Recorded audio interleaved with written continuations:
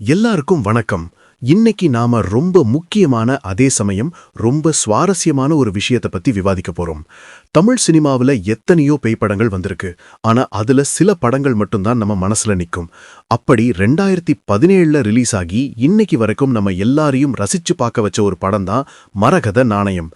இந்த படத்தோட 2வது பாகம் எப்ப வரும்னு நம்மள நிறைய பேர் காத்துட்டு இருந்தோம். இப்போ அதுக்கான ஒரு விடை கிடைச்சிருக்கு. அத பத்தி தான் இப்போ நாம டீட்டெயிலா பார்க்க போறோம்.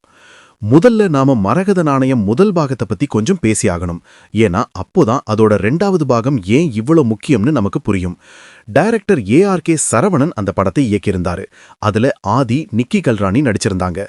ஆனா அந்த படத்தோட உண்மையான ஹீரோ அந்த கதைக்களமும் அதுல இருந்த காமெடியும் தான்.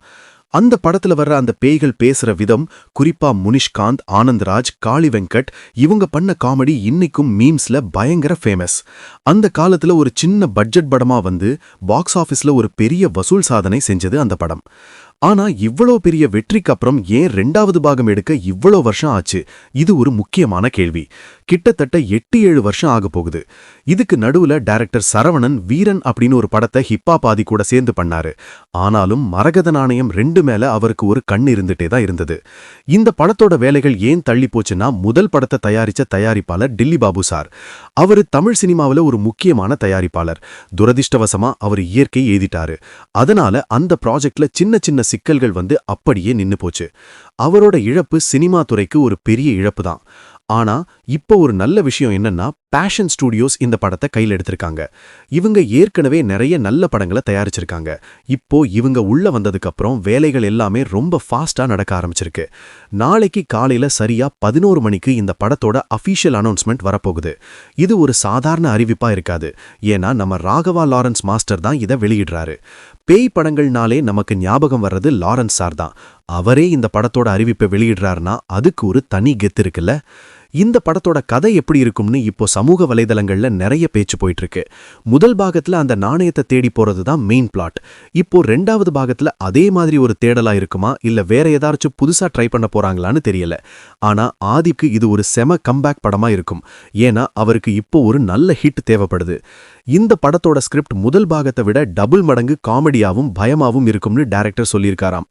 இப்போதைக்கு படத்தோட ஷூட்டிங் ஆரம்பிக்கலனாலும் ப்ரீ ப்ரொடக்ஷன் வேலைகள் ரொம்ப தீவிரமா நடந்துட்டு இருக்கு. காஸ்டிங்ல யாரெல்லாம் இருப்பாங்கன்னு இன்னும் முழுசா தெரியல. ஆனா கண்டிப்பா முனிஷ்காந்த் மாதிரி ஆட்கள் இருந்தாதான் அந்த படத்துக்கு ஒரு உயிரோட்டம் இருக்கும். படக்குழுவோட பிளான் படி பார்த்தா இந்த 2026 வருஷம் முடியறதுக்குள்ள படத்தை எப்படியாவது தியேட்டருக்கு கொண்டு வந்துடணும்னு நினைக்கிறாங்க. அப்படி வந்தா இந்த வருஷத்தோட ஒரு மெகா ஹிட் மூவியா இது இருக்க வாய்ப்பு இருக்கு. நாளைக்கு வர்ற அறிவிப்புல படத்தோட டைட்டில் என்னவா இருக்கும், வேற யாரெல்லாம் நடிக்கிறாங்கன்னு தெரிஞ்சிடும். பொங்கல் அன்னைக்கு இந்த மாதிரி ஒரு அப்டேட் வர்றது ரசிகர்களுக்கு ஒரு பெரிய கொண்டாட்டம் தான். நாமளும் இந்த படத்துக்காக ரொம்ப ஆவலா காத்துட்டு இருக்கோம். முதல் பாகத்துல எப்படி அந்த நாணயத்தை சுத்தி பல மர்மங்கள் இருந்ததோ அதே மாதிரி இந்த முறையும் டைரக்டர் நம்மளை ஏமாத்த மாட்டாருன்னு நம்பலாம். கடைசியா ஒன்னு சொல்லணும். இந்த படத்தோட வெற்றிக்கு முக்கிய காரணமே அந்த வித்தியாசமான ஐடியா தான். பேய்கிட்ட இருந்து தப்பிக்கிறதுக்கு பதிலா பேய வச்சு வேலை வாங்குற மாதிரி ஒரு சீன்லாம் அந்த காலத்துல ரொம்ப புதுசு. அதே மாதிரி ஒரு புதுமையை நாம இந்த பாகத்திலையும் எதிர்பார்க்கிறோம். மீட்டிங்ல இருக்கிற நீங்களும் இந்த படத்தை பத்தி என்ன நினைக்கிறீங்க? வேற என்னென்ன மாற்றங்கள் இருந்தா நல்லா இருக்கும்னு உங்களோட கருத்துக்களை பகிர்ந்துக்கலாம். இந்த படம் நிச்சயம் ஒரு பெரிய தாக்கத்தை ஏற்படுத்தும்.